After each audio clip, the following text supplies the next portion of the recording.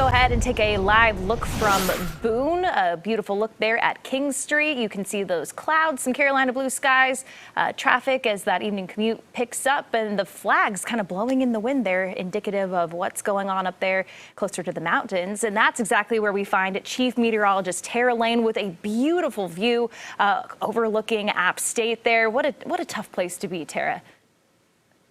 It's a tough day of work today. I know. I mean, just what a gorgeous day. The rain has cleared out. We have the wind picking up with that cold front passing through.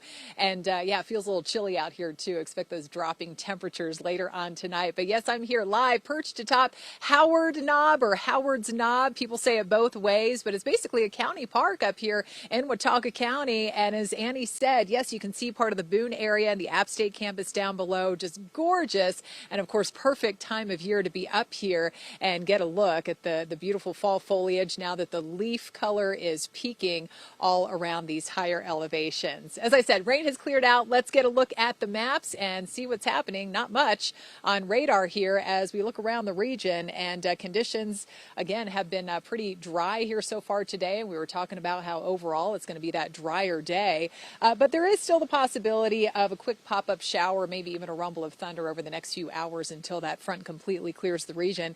And there's that live look again over King Street. My colleagues Brian Blakely and Maureen Wirtz are down below, and we're going to hear more from them and telling the stories of this community here up in the Boone area on Queen City News at 5 for Queen City Hometown. So you want to stay tuned for that.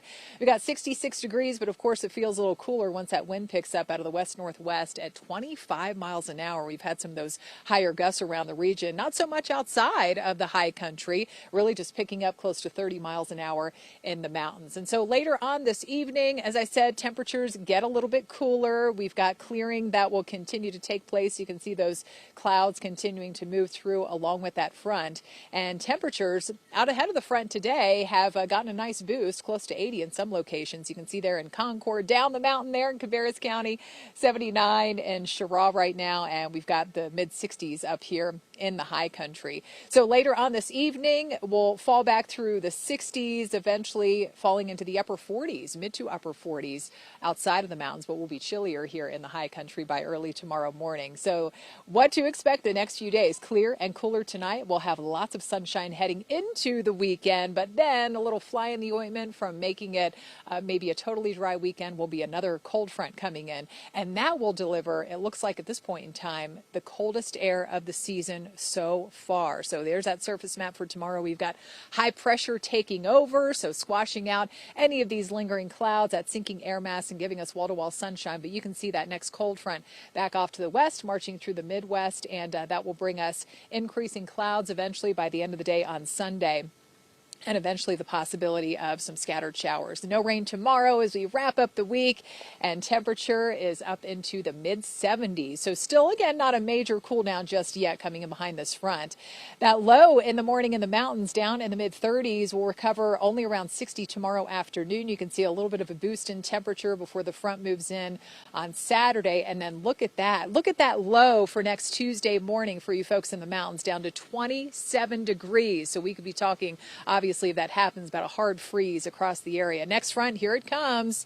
And so Saturday is still looking dry, but then we will start to see those showers developing a little bit later on Sunday. And the best chance of rain will be in the mountains late Sunday. It looks like the best chance outside of the high country going into Monday. And then it pushes off to the east, and we'll see some nice clearing as temperatures tumble behind that front going into Tuesday. All right, so low temperatures later on tonight, eventually falling back into the 40s, and as I said, some cooler 30s up in the mountains. And again, yeah, the coldest air of the season. It's going to be much colder than this come this time next week. 50s still off to the east there in the Sandhills, and daytime highs back up around 60 in the mountains here, low to mid 70s everywhere else, including around Charlotte about 74. So the 7-day forecast shows after we get through a few more spotty showers late Sunday into Monday, back to sunshine, but feeling a little more like wintertime really by this time next week. Annie?